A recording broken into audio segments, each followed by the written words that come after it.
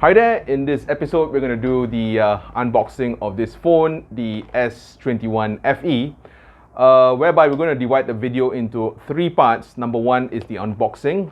Number two, we're going to compare the phone's functions and feature, which is the camera more specifically, and also the screen.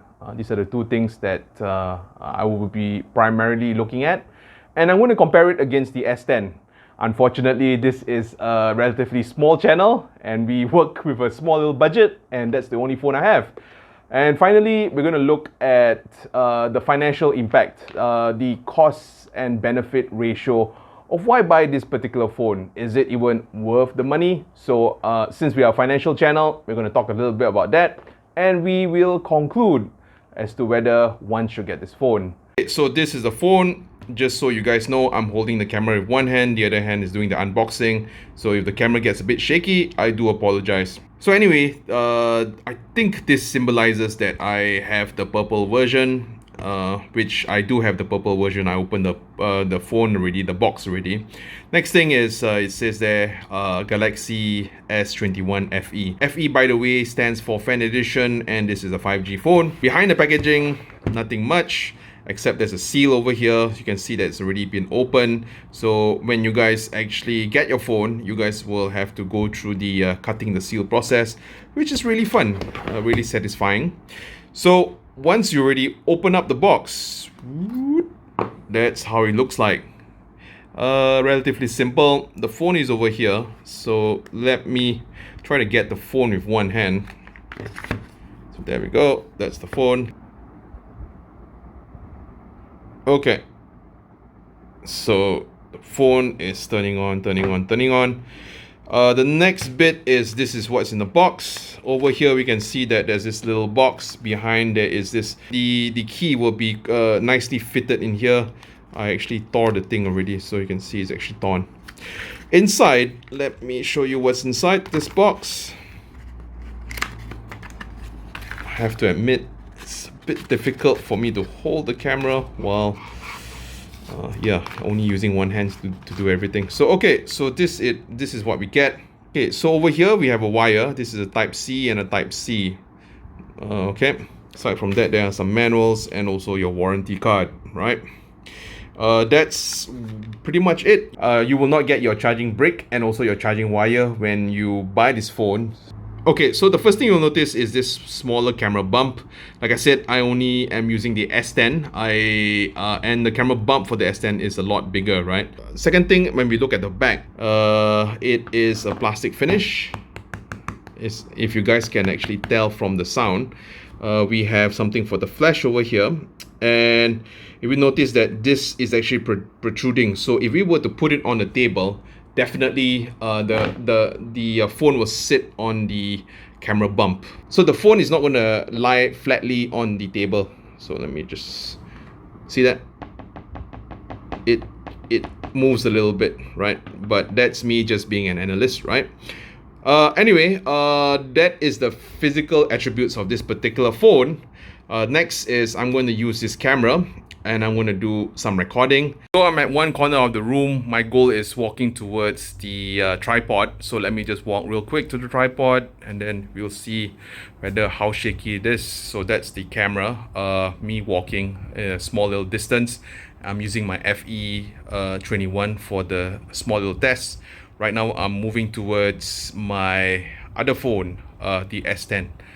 Although I can actually see the how clear things are. It's amazing. And notice that right now there's also, if we are focusing on one object, the objects behind, it gets blurred out. I really like that particular function. This is especially useful if you are a YouTuber or if you like to record random stuff, right? I mean, it's super fun, super fun.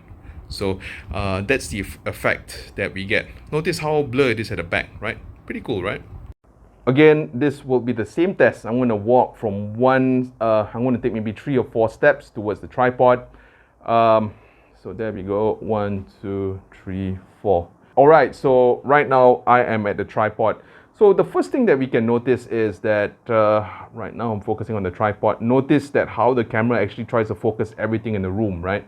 So that's the first thing I notice. Aside from that, I think we need to watch the video for me to give better commentary. But I think you guys can actually see the I guess the differences between the both the cameras.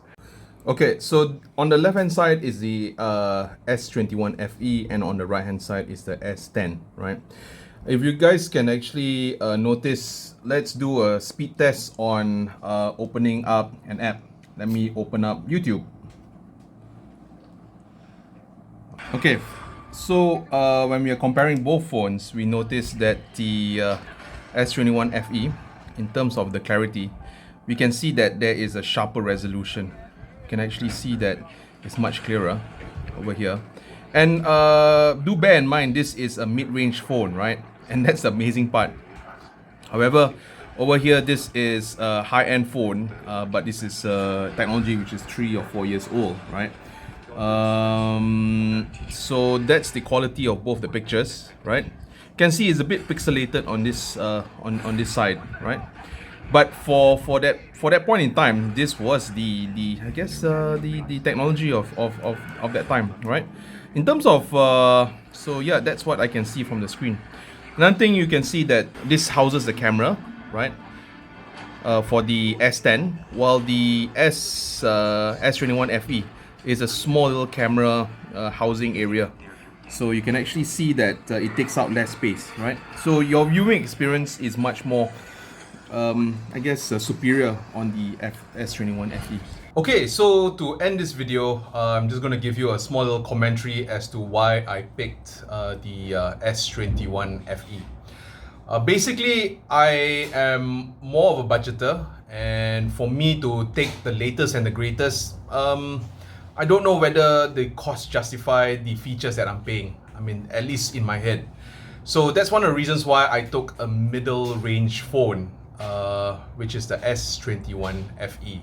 The second reason why I took the S21 FE is that I am also, as you guys can tell, I also record a lot of YouTube videos, and the S21 FE can actually record higher resolution, which is a plus point for me. The third reason, which is I guess the most important reason, is that my current phone, the battery life does not last as long.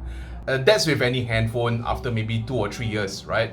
So that's one of the reasons why I thought it was high time me switching phones, and I hope you guys enjoyed this small review. With that, take care.